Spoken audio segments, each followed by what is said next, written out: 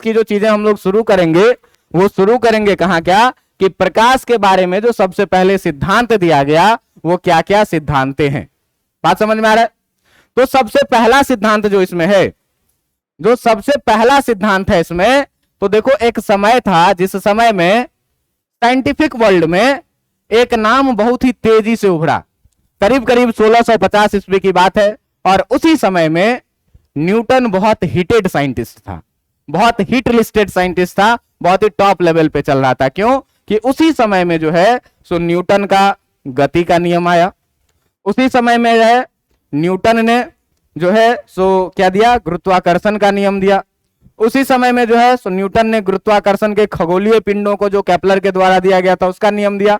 मतलब बहुत सारा सिद्धांत उस समय में न्यूटन दे रहा था धराधर, और सारे सिद्धांत उसके प्रैक्टिकली सत्य भी हो रहे थे। मतलब साइंटिस्टों का राजा बना हुआ था वो, कि अगर वो कुछ भी कह देगा तो पूरा साइंटिफिक दुनिया को मानना एक मजबूरी थी, केवल और केवल उस नाम के लिए, न्यूटन के नाम के लिए। क्यों कि ये नाम लगातार बैक टू बैक इतनी थ्योरियां दी उस समय में, और सारी थ्योरियां सही हुई, इसीलिए क्या होगा कि उसका बात भी क्या मानेंगे, सही मानेंगे।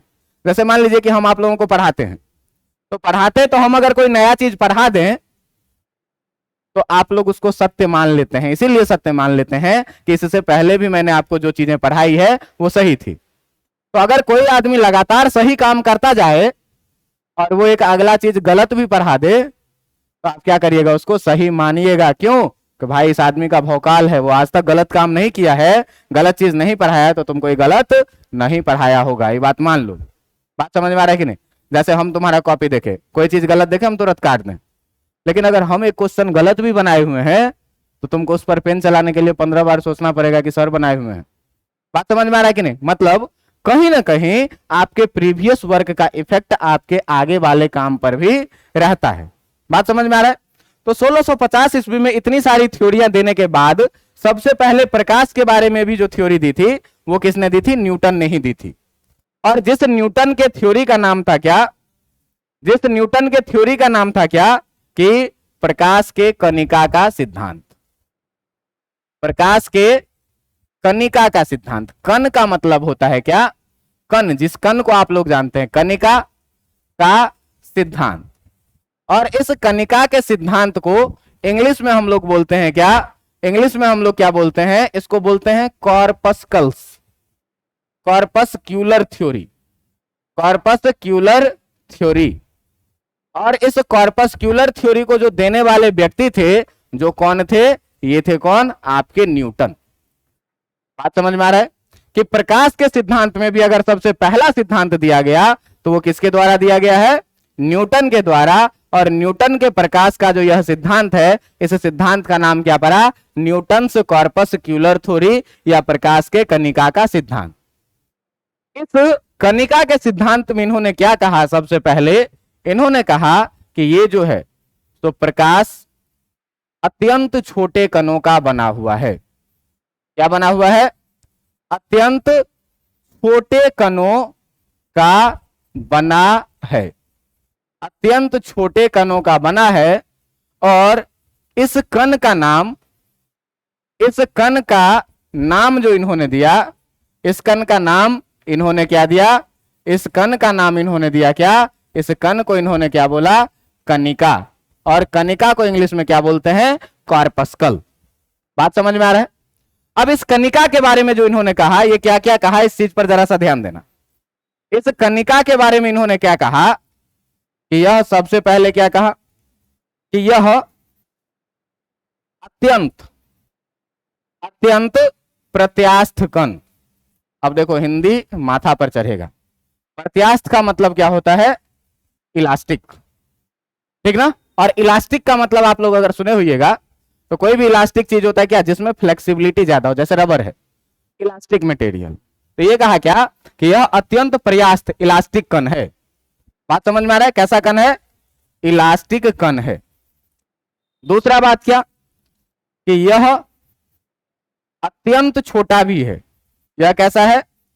अत्यंत छोटा एवं द्रव्यमान रहित कण है। द्रव्यमान रहित का मतलब कि इस कण का कोई द्रव्यमान है ही नहीं। द्रव्यमान रहित कण है। बात समझ में आ रहा है? इन्होंने क्या कहा कि यह कण जो होता है, यह कण विभिन्न आकार के होते हैं, यह कण विभिन्न आकार के होते हैं, मतलब डिफरेंट शेप और साइज इसका होता है। बात समझ में आ रहा है? न्यूटन अपने कणिका के सिद्धांत में यह कहा था कि जो प्रकाश की चाल है, जो प्रकाश का चाल है, वो दो चीजों में बात किया जाएगा। क्या? कि प्रकाश की चाल, इसने कहा था क्या कि हवा में जो है तो कम होती है, और कहा था क्या कि जो प्रकाश की चाल है आपकी, जो प्रकाश की चाल है, ये प्रकाश की चाल पानी में जो है ये क्या होती है? अधिक होती है। ये न्यूटन ने अपने कणिका के सिद्धांत में कहा था। इस सिद्धांत का प्रयोग करके, हालांकि इसको एक्सपेरिमेंटली बाद में जो है तो एक गुड्समैन नाम के साइंटिस्ट थे, ये 1650 के आसपास में ही इसने इसको एक्सपेरिमेंटली प्रूफ कर लिया था कि ये बात गलत है, हवा में प्रकाश की चाल अधिक होती है और पानी में क्या होती है? कम होती है। ये सिद्धांत हम किसी का दिया हुआ पढ़ रहे हैं, तो इस सिद्धांत में हो सकता है कि बहुत सारी बातें गलत भी हो। बात समझ में आ रहा है? जैसे आप लोग केमिस्ट्री में पढ़ते हैं Thomson atomic model, Rutherford atomic model, इसके बाद बोर एटॉमिक मॉडल पढ़ते हैं, ठीक ना? फिर आगे आप जाते हैं, तो इस तरीके से कुछ ना कुछ कमियां हैं और फिर अगला सिद्धांत आया जो उस कमियों को क्या किया? धीरे धीरे सुधार किया। तो प्रकाश के सिद्धांत के बारे में भी हम लोग सबसे पहले सिद्धांत के बारे में पढ़ रहे हैं। किसके बारे में? न्यूटन्स कॉर्पस्क्यूलर थ्योरी के बारे में। और न्यूटन अपने कॉर्पस्क्यूलर थ्योरी में क्या बोला कि प्रकाश बहुत छोटे छोटे कणों का बना हुआ है, और ये कण क्या है? कणिका नाम दिया गया। कणिका के बारे में इन्होंने क्या कहा कि यह बहुत इलास्टिक कण है। इलास्टिक का मतलब लचीला, ज्यादा रबर टाइप का चीज होगा तो उसको फेंकेंगे तो वो ज्यादा रिफ्लेक्ट करेगा। बात समझ में आ रहा है कि नहीं? एक बिक्की बॉल आता है कि नहीं, और एक नॉर्मल प्लास्टिक का बॉल आता है। तो नॉर्मल प्लास्टिक के बॉल को फेंको, थोड़ा सा उठ के चला जाए, लेकिन बिक्की बॉल को फेंकोगे तो वो ज्यादा तेज उछलता है। तो इलास्टिक का मतलब आप बस इतना ही अभी समझिए। बात समझ में आ रहा है? इसके बाद क्या कह रहा है कि बहुत छोटा और द्रव्यमान रहित है। इस वर्ड पर एकदम ध्यान देना कि द्रव्यमान रहित कण मतलब ऐसा कण जिसका कोई द्रव्यमान ही ना हो। और दूसरा बात क्या कि यह कण विभिन्न आकार एवं आकृति के होते हैं। और प्रकाश के विभिन्न रंग के बारे में इन्होंने क्या कहा कि प्रकाश का जो विभिन्न रंग होता है ये कणिकाओं के विभिन्न आकार के कारण ही होता है। बात समझ में आ रहा है? इसमें इन्होंने क्या कहा कि चूंकि इस कणिका का आकार अलग अलग होता है, इसीलिए जो है तो प्रकाश तो हमारे पास विभिन्न रंगों के होते हैं, तो प्रकाश का अलग अलग रंग जो होता है ये किसके कारण? अलग अलग रंग कणिकाओं के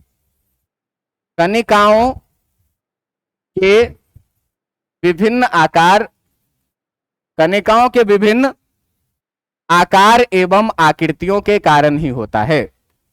आकार एवं आकृतियों के कारण ही होता है।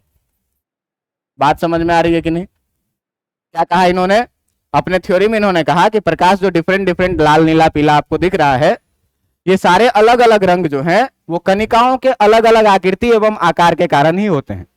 कणिका बहुत छोटा कण है, लगभग द्रव्यमान रहित कण है, इसका कोई द्रव्यमान नहीं है, हाईली इलास्टिक है। इस सिद्धांत के द्वारा इन्होंने क्या किया? प्रकाश का रैखिक संचरण को सिद्ध किया। प्रकाश का रैखिक संचरण जो है कि प्रकाश सीधी रेखा में चलती है, इसके द्वारा सिद्ध किया गया। पहला चीज कि प्रकाश सीधे रेखा में चलता है। तो देखो अगर कणिका छोटा छोटा कण है तो एक के पीछे एक कण चल सकता है, और एक के पीछे एक कण चल सकता है तो ये बात मानने योग्य है कि एक के पीछे एक कण चलेगा तो ये प्रकाश कैसी रेखा में चलेगी? सीधी रेखा में चलेगी। तो ये सिद्ध कर दिया था ये बात क्या कि जो प्रकाश है ये प्रकाश रैखिक संचरण करती है, ये सीधी रेखा में चलती है। दूसरी बात इन्होंने कि इस सिद्धांत का प्रयोग करके इन्होंने प्रकाश का परावर्तन भी सिद्ध कर दिया था। कि प्रकाश का परावर्तन कैसे सिद्ध किया?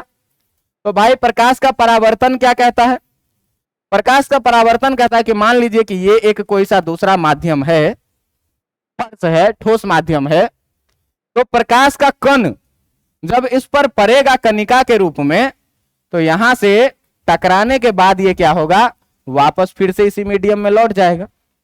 लौट जाएगा कि नहीं? बॉल ऐसे फेंके, ऐसे उछल के जाएगा कि नहीं जाएगा? तो प्रकाश की किरण एक माध्यम से कणिका के रूप में आई, दूसरे माध्यम से टकराई और फिर पहले माध्यम में वापस चली गई। इसी को तो हम लोग प्रकाश का परावर्तन कहते हैं। तो प्रकाश के कण को रूप में मान करके न्यूटन ने प्रकाश के परावर्तन को भी क्या किया, सिद्ध कर दिया। तीसरा चीज जो इसने सिद्ध किया, ये तीसरा चीज जो इसने सिद्ध किया, ये तीसरा चीज इसने सिद्ध किया जिसका नाम था क्या, प्रकाश का अपवर्तन। प्रकाश का अपवर्तन।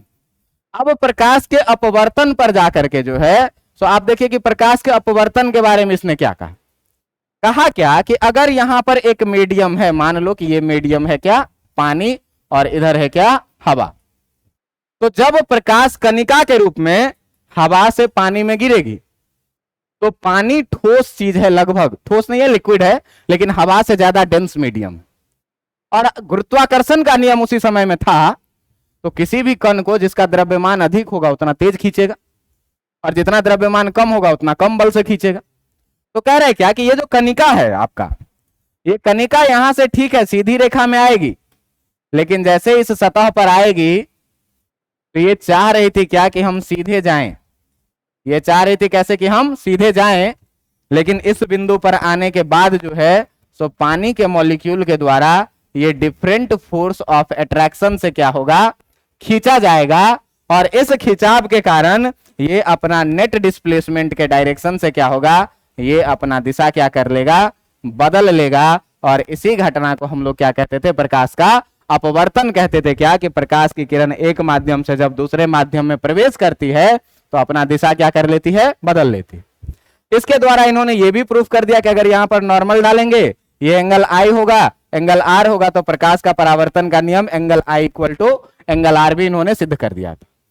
दूसरा बात की जो स्नेल का नियम था, स्नेल का नियम यहां पर क्या था कि भाई अगर ये म्यू1 है और यहां पर एंगल ये बन रहा है आई इंसिडेंट एंगल, और यहां पर रिफ्रैक्टिंग एंगल आर बन रहा है, तो इसने ये भी सिद्ध कर दिया था क्या कि जो आपका स्नेल का नियम है, म्यू1 साइन आई इक्वल टू म्यू2 साइन आर, यानी कि जो आप स्नेल का नियम कहते थे, ये भी इसके द्वारा सिद्ध कर दिया गया।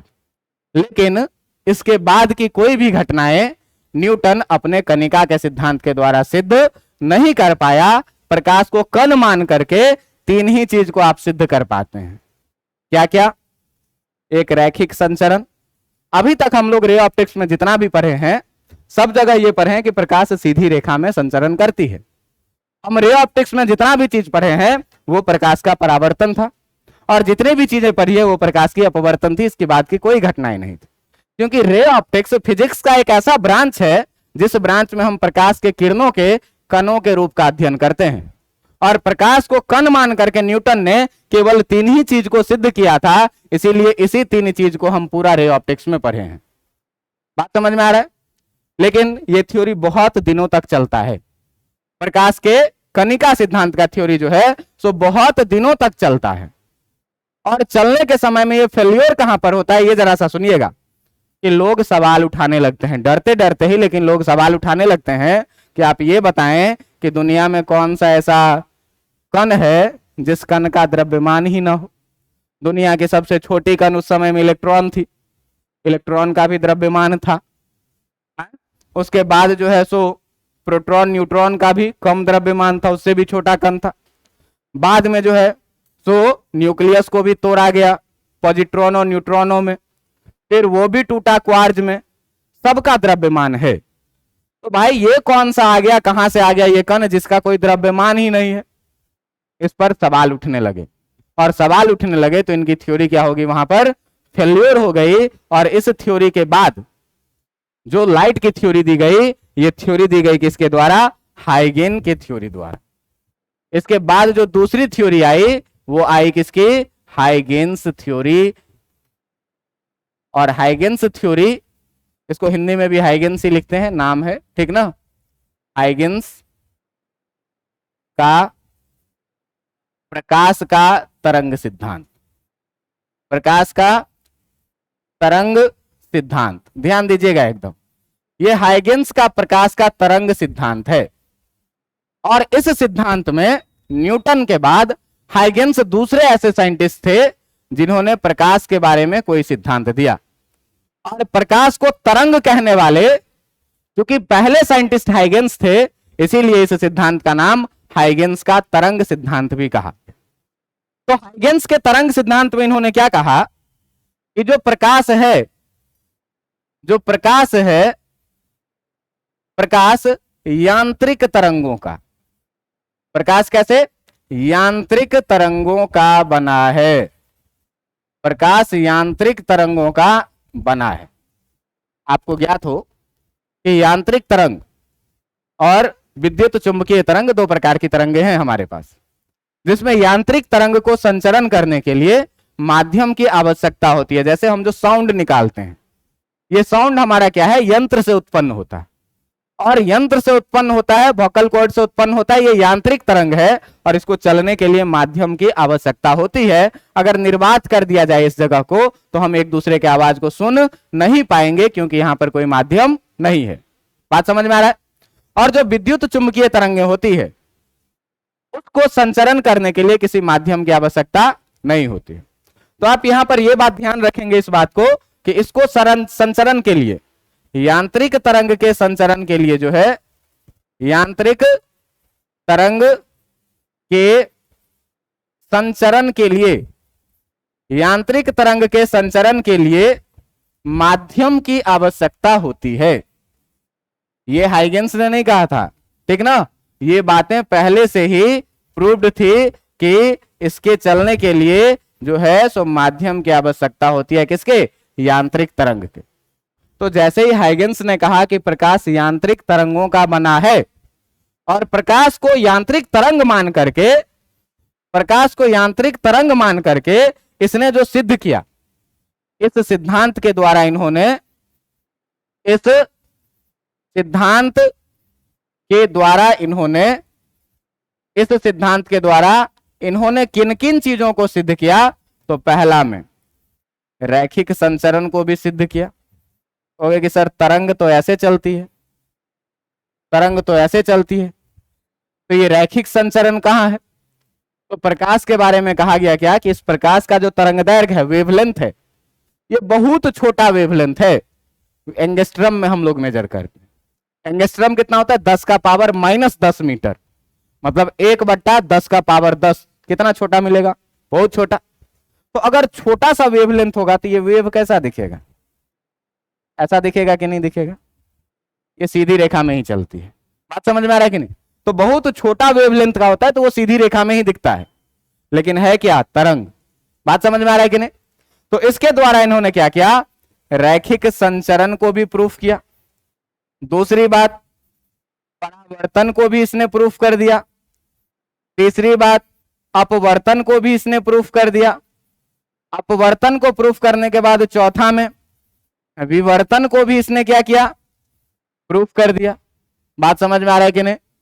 विवर्तन को भी प्रूफ कर दिया, लेकिन पांचवा में जो है सो जो बचा पोलराइजेशन, जिस पोलराइजेशन को हम लोग बोलते हैं प्रकाश का ध्रुवन, ये ध्रुवन को ये सिद्ध नहीं कर पाया। बात समझ में आ रहा है? मतलब रैखिक संचरण को सिद्ध कर दिया, परावर्तन को सिद्ध कर दिया, अपवर्तन को सिद्ध कर दिया, विवर्तन को भी सिद्ध कर दिया। तो न्यूटन से ज्यादा इफेक्टिव थ्योरी हुआ ना, न्यूटन से ज्यादा चीजों को ये सिद्ध किया। लेकिन लोग इस पर सवाल करने लगे। लोग सवाल करने लगे क्या कि ये बताओ कि तुम जो प्रकाश को यांत्रिक तरंग कह रहे हो, तो भाई यांत्रिक तरंग को चलने के लिए माध्यम की आवश्यकता होती है। तो अगर माध्यम की आवश्यकता होती है तो तुम ये बताओ कि प्रकाश की किरण सूर्य से और तारों से पृथ्वी तक कैसे पहुंच जाती है? बीच में तो बहुत सारा ऐसा जगह है जहां पर कोई माध्यम नहीं है। सूर्य से पृथ्वी के बीच में, सूर्य से तारों के बीच में बहुत सारा ऐसा जगह है जहां पर कोई माध्यम ही नहीं है।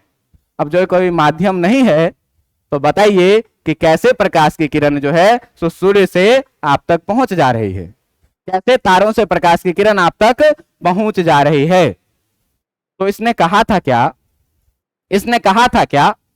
इसने कहा था क्या इस बात के बचाव में इसने कहा था क्या कि इस क्वेश्चन का जवाब देने के लिए, इस क्वेश्चन का जवाब देने के लिए इसने एक सिद्धांत दिया था जिसे हम लोग क्या बोलते हैं, ईथर थ्योरी, जिसे हम लोग क्या बोलते हैं, ईथर थ्योरी। और इस ईथर थ्योरी को जो है, तो आप केमिस्ट्री के ईथर से अल्कोहल फेनॉल ईथर वाला ईथर नहीं समझिएगा, ठीक ना। ये जो ईथर थ्योरी है, इसमें हाइगेंस ने क्या कहा, हाइगेंस ने क्या कहा कि संपूर्ण ब्रह्मांड में, हाइगेंस ने क्या कहा कि संपूर्ण ब्रह्मांड में जो है, तो संपूर्ण ब्रह्मांड में एक बहुत उच्च प्रत्यास्थ, मतलब हाईली इलास्टिक, ठीक ना, बहुत उच्च प्रत्यास्थ एवं निम्न घनत्व का, एवं निम्न घनत्व का एक माध्यम है, एक माध्यम है। क्या कहा कि इस पूरे ब्रह्मांड में एक बहुत ही उच्च प्रत्यास्थ, मतलब हाईली इलास्टिक और बहुत ही कम डेंसिटी का एक माध्यम है, जिसे हाइगेंस ने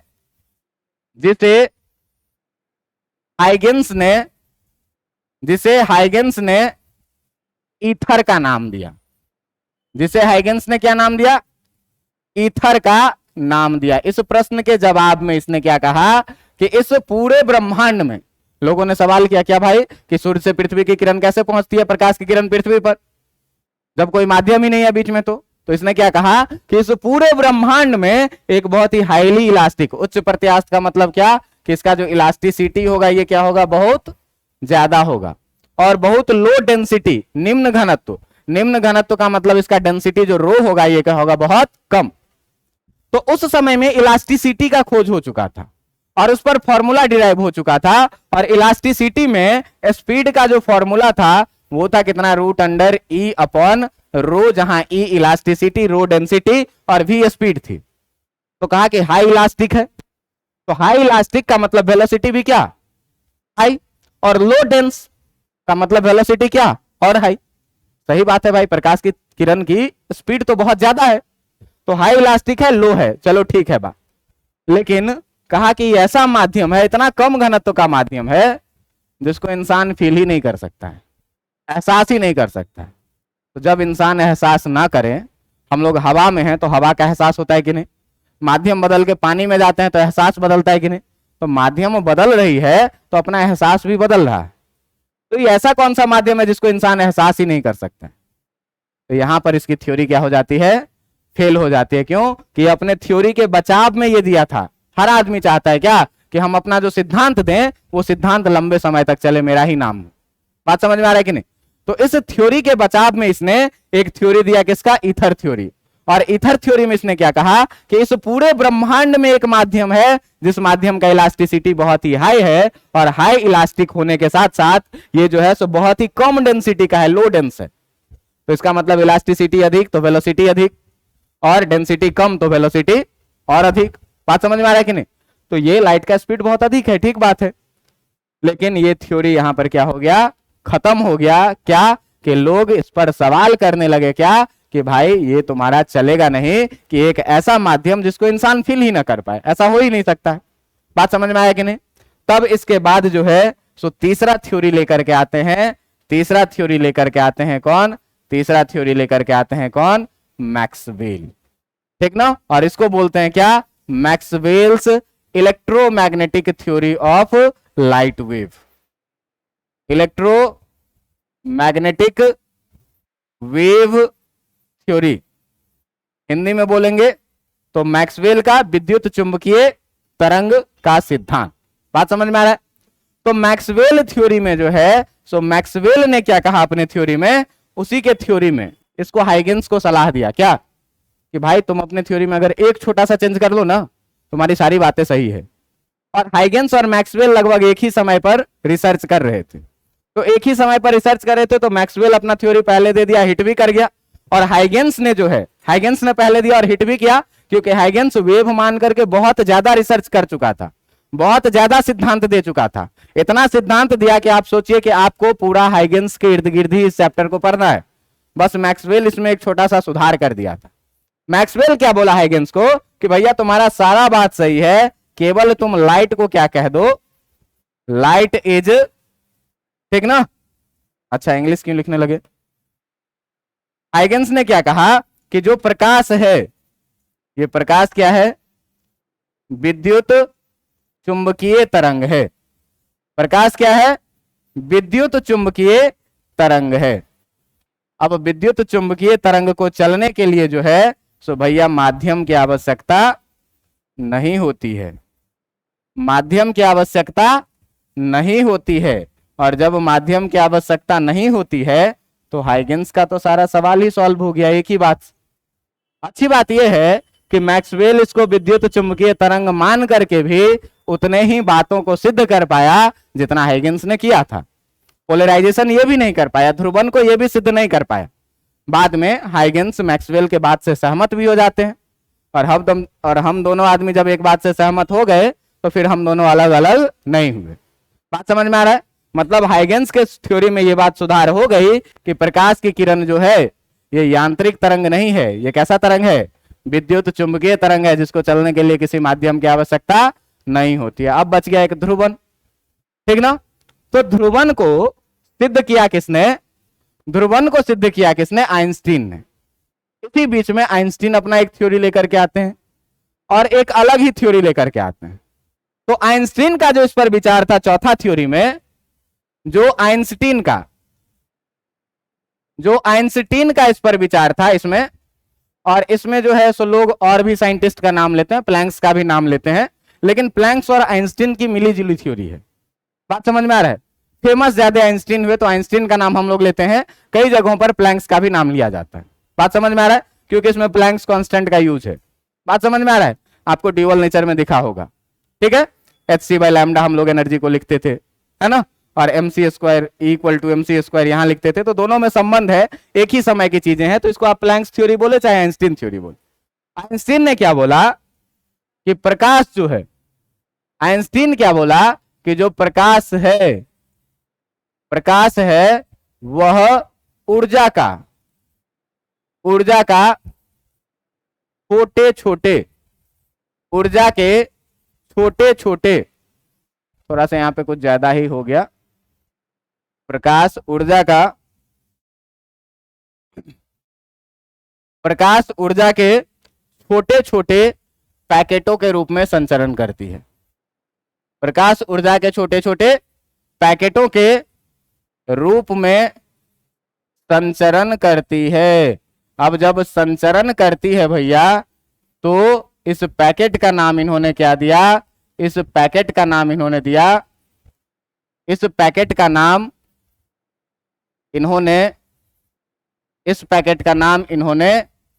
क्या रखा, फोटोन। इस पैकेट का नाम इन्होंने फोटोन रखा। और इस थ्योरी के द्वारा, केवल इस सिद्धांत के द्वारा जो है, तो केवल इस सिद्धांत के द्वारा केवल ध्रुवन को सिद्ध किया गया, केवल ध्रुवन को सिद्ध किया गया। अब जब ध्रुवन को सिद्ध किया गया तो ये बात देखो कि जो काम आज तक कोई नहीं कर पाया था वो आइंस्टीन साहब ने कर दिया इस थ्योरी के माध्यम से। अब अपने पास तीन थ्योरियां हैं। पहला न्यूटन का थ्योरी है, जिस थ्योरी का नाम हम लोग क्या बोलते हैं, कणिका का सिद्धांत। प्रकाश को इन्होंने क्या बोला है कि कण के रूप में मानिए और कण के रूप में बातों को आगे बढ़ाइए। फिर हाइगेंस और मैक्सवेल का एक तरंग का सिद्धांत, इन्होंने क्या कहा कि प्रकाश जो है सो तरंग के रूप में संचरण करती है। बात समझ में आ रहा है कि नहीं, तरंग के द्वारा और ज्यादा चीजों को सिद्ध किया गया। आइंस्टीन आके अलग ही बात कह रही है कि प्रकाश छोटे छोटे ऊर्जा के पैकेटों के रूप में संचरण करती है। ये कह रहे हैं कि प्रकाश ऊर्जा है। अब तीनों की तीन बातें, तो इसको हम लोग माने कैसे, इन तीनों बातों को अलग अलग कैसे करें। तो इस तीनों बातों को एकत्रित करके एक नया डेफिनेशन बनाने वाले जो साइंटिस्ट थे, जिस साइंटिस्ट का नाम था क्या, डी ब्रॉगली। जिसका नाम था क्या, डी ब्रॉगली। और डी ब्रॉगली देखो कि सबके बातों में कैसे समझौता किया।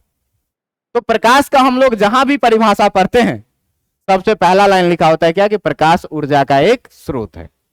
बात समझ में आ रहा है? तो जैसे ही कहेंगे कि प्रकाश ऊर्जा का एक स्रोत है, डी ब्रॉगली अपने सिद्धांत में क्या कहे कि प्रकाश जो है ये क्या है, ऊर्जा का एक स्रोत है। तो भैया जैसे ही ये ऊर्जा का स्रोत है, तो जैसे ही कहा कि ऊर्जा का स्रोत है, आइंस्टीन साहब खुश कि भाई फैसला अपने पक्ष में है।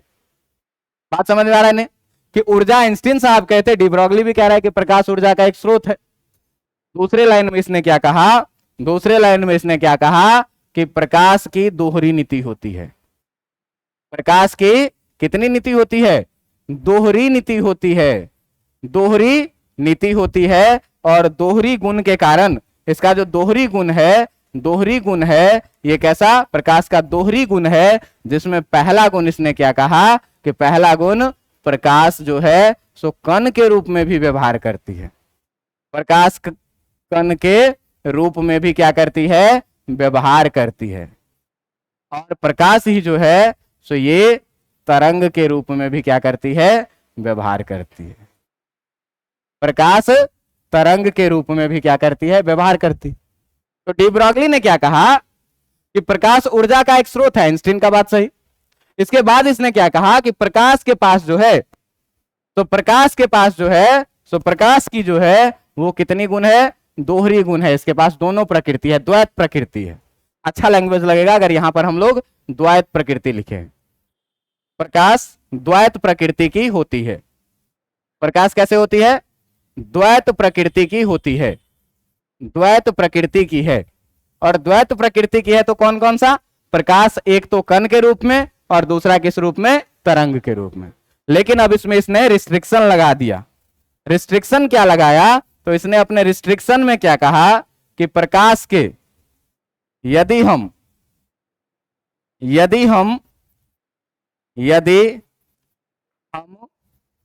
प्रकाश के कण प्रकृति का अध्ययन करेंगे, कण प्रकृति का अध्ययन करेंगे तो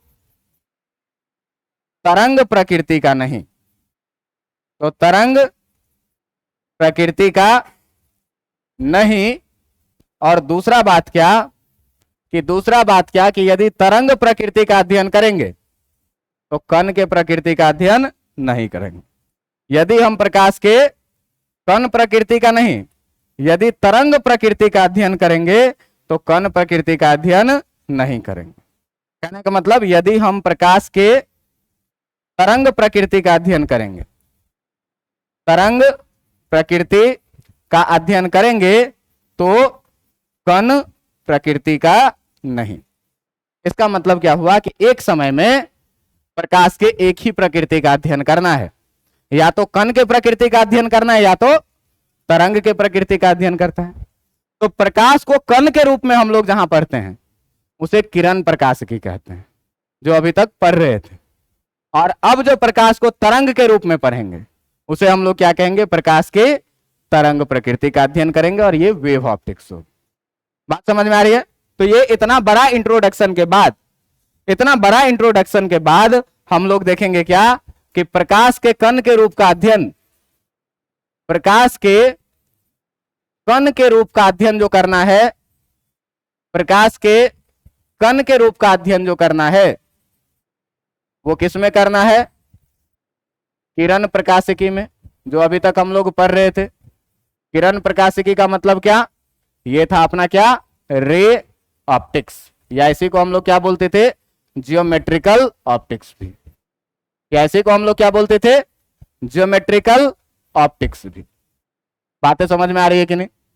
और दूसरा जो है ये क्या है कि प्रकाश के तरंग प्रकृति का, प्रकाश के तरंग प्रकृति का जो अध्ययन होगा ये किस में होगा, ये होगा किसमें, वेव ऑप्टिक्स में। और इस वेव ऑप्टिक्स को हम लोग क्या बोलते हैं, तरंग प्रकाशिकी।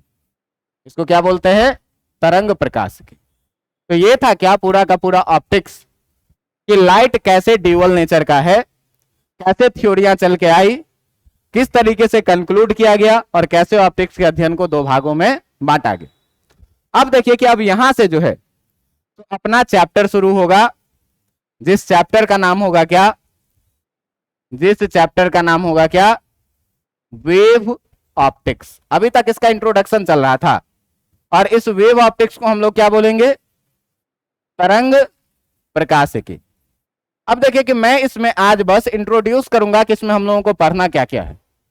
इन सारे चीजों पर चर्चा करने के बाद आज के क्लास को रोकेंगे और इस चैप्टर की मेन कहानी शुरू होगी कल। बात समझ में आ रहा है? तो सबसे पहले प्रकाश को अगर तरंग कहने वाले कोई व्यक्ति हैं तो ये है कौन, हाइगेंस। जिसमें हम लोगों को सबसे पहले जो पढ़ना है, इसमें जो पढ़ना है ये पढ़ना है क्या, हाइगेंस का सिद्धांत। हाइगेंस का सिद्धांत पढ़ना है। इस हाइगेंस के सिद्धांत के परिप्रेक्ष्य में हम लोग कुछ शब्दों को पढ़ेंगे जिसका नाम है क्या, जिसका नाम है तरंगाग्र। जिसका नाम है क्या, तरंगाग्र। इसको इंग्लिश में बोलते हैं क्या, इसको इंग्लिश में बोलते हैं वेव फ्रंट। ठीक ना? इसमें पढ़ना है हमको क्या, तरंगिका। जिस तरंगिका को हम लोग बोलते हैं क्या, वेवलेट। तरंगाग्र और तरंगिका ये बहुत ही इंपॉर्टेंट कॉन्सेप्ट है, ये हाइगेंस के द्वारा दिया गया। क्या चीजें इसी में, प्राथमिक द्वितीयक तरंगिका क्या होता है, तरंगाग्र क्या होता है, द्वितीयक तरंगाग्र क्या होता है, कैसे प्रकाश की संचरण होती है, इन सारे चीजों के बारे में पढ़ना है। इसके बाद इसी सिद्धांत का प्रयोग करके हम लोगों को पढ़ना है क्या, कि प्रकाश के वेव नेचर के द्वारा प्रकाश के परावर्तन के नियम को कैसे सिद्ध करेंगे, प्रकाश के अपवर्तन के नियम को कैसे सिद्ध करेंगे। अभी तक बस केवल मानते थे ज्योमेट्रिकली कि angle I equal to angle R होता है सिमिलरिटी से, है ना, रटे हैं अभी तक। प्रकाश का, किरण का द्वितीय नियम का कोई प्रूफ हमारे पास नहीं है, स्नेल्स लॉ का कोई प्रूफ अभी हमारे पास नहीं है। बात समझ में आ रहा है? तो हम लोग यहां से जो पढ़ेंगे वो क्या पढ़ेंगे, कि प्रकाश के परावर्तन का नियम, प्रकाश के परावर्तन का नियम। फिर यहां से हम लोग क्या पढ़ेंगे, प्रकाश के अपवर्तन का नियम। तो प्रकाश के परावर्तन का नियम और अपवर्तन का नियम पढ़ेंगे, सिद्ध करके देखेंगे। परावर्तन का नियम क्या है, एंगल आई बराबर एंगल आर। और अपवर्तन का नियम क्या है, कि sine I by sine R equal to constant, जिसे हम लोग स्नेल्स लॉ भी कहते हैं। बात समझ में आ रहा है? इसके बाद जो हम लोग शुरू करेंगे, इसके बाद हम लोग शुरू करेंगे क्या, इसके बाद हम लोग शुरू करेंगे क्या, कि प्रकाश के तरंगों का, प्रकाश के तरंगों का व्यतिकरण। व्यतिकरण को हिंदी में, इंग्लिश में हम लोग बोलते हैं इंटरफेरेंस। और इंटरफेरेंस का मतलब क्या होता है, मिलना। कि जब दो या दो से अधिक प्रकाश की किरणें एक दूसरे से मिलेगी तो रिजल्ट पर क्या प्रभाव पड़ेगा। बात समझ में आ रहा है? और इसी इंटरफेरेंस में हमको दो तरह का इंटरफेरेंस पढ़ना है। एक पढ़ना है कंस्ट्रक्टिव और एक पढ़ना है क्या, डिस्ट्रक्टिव इंटरफेरेंस। ठीक है? कंस्ट्रक्टिव इंटरफेरेंस को हम लोग बोलते हैं हिंदी में संरक्षी व्यतिकरण। संरक्षी व्यतिकरण। और डिस्ट्रक्टिव इंटरफेरेंस को हम लोग बोलते हैं क्या, विनाशी व्यतिकरण। क्या बोलते हैं, विनाशी व्यतिकरण। ये दोनों चीजें पढ़नी है। देखो, संरक्षण का मतलब सीधे याद रखना है कंस्ट्रक्टिव। इंग्लिश वर्ड पर ज्यादा ध्यान दीजिए क्योंकि हिंदी वर्ड ज्यादा टफ हो जाएगा। और इंग्लिश में क्या बोलते हैं, डिस्ट्रक्टिव इंटरफेरेंस। देखो, कंस्ट्रक्ट का मतलब क्या होता है, निर्माण करना, संरक्षण करना। और डिस्ट्रक्ट का मतलब क्या होता है, विनाश करना। तो जब दो या दो से अधिक लोग मिले और डेवलपमेंट करने लगे तो ऐसे इंटरफेरेंस को क्या बोलेंगे हम लोग, कंस्ट्रक्टिव। कि दो लाइट रे मिले, मान लो एक थोड़ा चमकीला, दूसरा भी थोड़ा चमकीला, और दोनों मिलके जो निकले वो और अधिक चमकीला लाइट निकले, ये क्या हुआ, कंस्ट्रक्टिव हुआ। तो ऐसे इंटरफेरेंस को हम लोग क्या बोलते हैं, कंस्ट्रक्टिव इंटरफेरेंस बोलते हैं। और दो लाइट रे मिला, अधिक चमकीला मिला और मिल करके और कमजोर ही हो गया, तो ऐसे इंटरफेरेंस को हम लोग क्या बोलते हैं, डिस्ट्रक्टिव इंटरफेरेंस। मतलब जब कंस्ट्रक्टिव इंटरफेरेंस होगा तो रिजल्ट का इंटेंसिटी और अधिक होगा, चमक और अधिक होगा, और डिस्ट्रक्टिव होगा तो चमक और क्या हो जाएगा, घट जाएगा।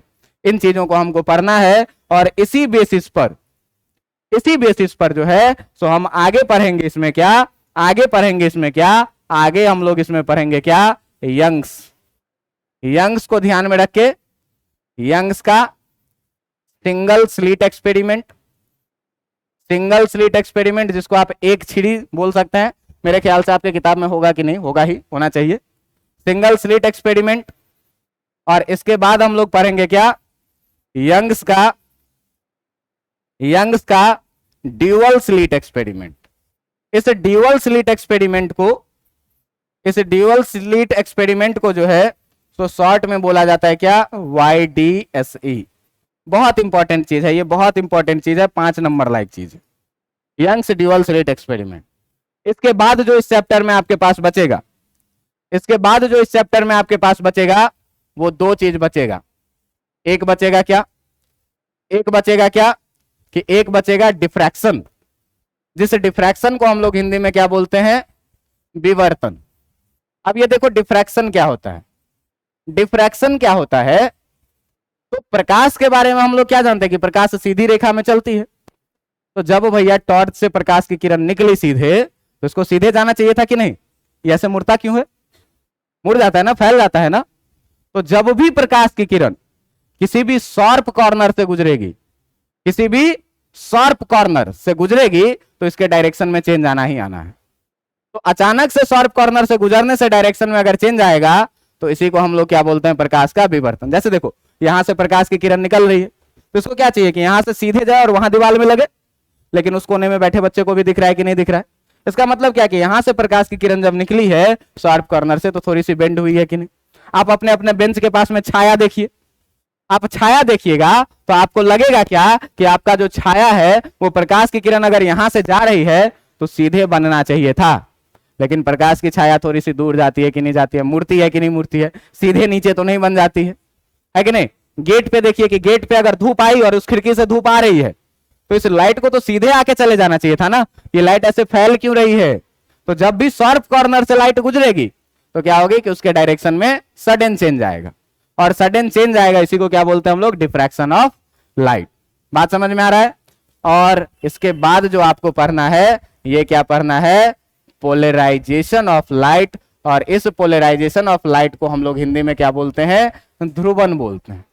ये ध्रुवन क्या होता है, तो देखो कि तुम लोग एक चीज देखा होगा कि आजकल मोबाइल में ऐसा टेम्पर ग्लास चलता है क्या कि सामने से देखो तो दिखता है, अगल बगल से कोई झांके तो नहीं दिखता है, नहीं दिखता है। ये हम लोगों का जो ये चश्मा है ABW ग्लास बोलते हैं इसको, एंटी ब्लू रेडिएशन, तो ये लाइट के रेडिएशन को कम करता है। एक्चुअली ये होता क्या है, तो पोलराइड ग्लास इसमें लगा होता है कि इसमें जो भी लाइट रे आएगा तो उसके इंटेंसिटी को आधा करके ये आंख पर भेजेगा। तो चमकीले लाइट के बीच में हम लोग रहते हैं तो इससे आंख पर असर पड़ता है। तो अगर ये पोलराइड ग्लास लगा लेते हैं तो इससे क्या होता है कि इससे एंटर करने वाली लाइट की रेडिएशन क्या होती है, आधी हो जाती है। बात समझ में आ रहा है। तो होता क्या है एक्चुअली कि ये जो पोलराइड ग्लास होता है ये खिड़की है, मान लीजिए ऐसे ही, अभी हम नॉर्मल समझाते हैं, जब वहां पढ़ेंगे तो इसका साइंटिफिक नाम सब रखेंगे, लेकिन ये मान लीजिए कि एक खिड़की है और इस खिड़की से लाइट जो है वो क्या पर है, इलेक्ट्रोमैग्नेटिक वेव है। इलेक्ट्रोमैग्नेटिक वेव का मतलब क्या कि इसके पास विद्युतीय गुण भी है और चुंबकीय गुण भी है, और विद्युत और चुंबक और आगे भी बढ़ रहा है, इसका मतलब बल भी लग रहा है। तो विद्युतीय क्षेत्र, चुंबकीय क्षेत्र और बल में तो एक संबंध है, ये वाला संबंध। पढ़े हुए कि नहीं पढ़े हुए, Fleming left hand rule, right hand rule, magnetism में खूब पढ़े हुए। तो अगर ये बल की दिशा है तो एक चुंबकीय क्षेत्र तो एक विद्युतीय क्षेत्र। अब देखो उस खिड़की से, ये वाली खिड़की है, तो हम चाहेंगे तो एक बार में अगर विद्युतीय गया तो चुंबकीय रुक गया, और अगर हम चाहेंगे कि यहां से चुंबकीय को ले जाना तो क्या होगा, विद्युतीय रुक जाएगा। तो एक बार में इसका आधा ही गुण इससे क्या होगा, पास होगा। तो आधा ही गुण पास होगा, तो इसी घटना को हम लोग क्या कहते हैं, पोलराइजेशन कहते हैं। कि जब ये जो इसमें ग्लास लगा हुआ है इसको बोलते हैं पोलराइजर, ध्रुवन, ध्रुवक ऐसे बोलिए। तो ये पोलराइजर से जब कोई लाइट गुजरता है तो ये आधी लाइट को ही जाने देता है, बाकी आधे को जाने। इसी घटना को क्या कहते हैं, ध्रुवन कहते हैं। और इस प्रकार से ये चैप्टर हो जाएगा आपका समाप्त। तो इसमें आप मान के चलिए अगर लेक्चर गिनिए तो लेक्चर गिनिए तो एक दिन आपको लगेगा ये तरंगिका, तरंगाग्र वगैरह समझाने में, एक दिन में आपको प्रकाश का परावर्तन अपवर्तन पढ़ा देंगे। तरंग के व्यतिकरण, संरक्षी और विनाशी व्यतिकरण पर सवाल करवा करके 2 दिन लगेगा। 2 दिन लगेगा, एक दिन में यंग सिंगल स्लिट एक्सपेरिमेंट, एक दिन में ड्यूअल स्लिट एक्सपेरिमेंट, एक दिन में इस दोनों पर क्वेश्चन, और एक दिन में विवर्तन और पोलराइजेशन दोनों। 8 दिन हो गया, है ना? 8 दिन हो गया। 8 दिन में ये आपका सिलेबस हो जाएगा कंप्लीट इस चैप्टर का। बात समझ में आ रहा है? तो ये पूरा का पूरा ब्लूप्रिंट था इस चैप्टर का। इतना पढ़ के आइएगा इंट्रोडक्शन, फिर अगले दिन हम लोग वेव ऑप्टिक्स को पढ़ेंगे। देखिए, लाइट को वेव के रूप में हम लोग पहली बार पढ़ने जा रहे हैं, तो बहुत ही सावधानी से पढ़ना। और इस पूरे चैप्टर में आप अपने डिसिप्लिन का बिल्कुल ख्याल रखिएगा। क्यों? एक एक बात इंपॉर्टेंट निकलेगा और पूरी थ्योरेटिकल चीजें हैं इसमें। न्यूमेरिकल चीजें तुमको आनी शुरू होगी कहां से? यंग से ड्यूअल स्लिट में केवल। बात समझ में आ रहा है? तो यहीं पर केवल न्यूमेरिकल बनेगा। यहां पर ये प्रूफ देखने में थोड़ा बहुत ज्योमेट्री तुमको देखना है, उतना तुमको आता है। बात समझ में आ रहा है? लेकिन एक एक चीज अगर तुमको मिस किया व्यतिकरण में, तो यहां दिक्कत आएगा, यहां दिक्कत आएगा, तो फिर बहुत सारी दिक्कत होगी। इसलिए शांति से एक एक चीज को फील करिएगा। और खास करके ये तरंगिका और तरंगाग्र अगर फील नहीं हुआ तो ये पूरा चैप्टर गया। बात समझ में आ रहा है? चलिए, काफी आज के लिए इतना। मिलते हैं अगले क्लास में अगले कॉन्सेप्ट के साथ।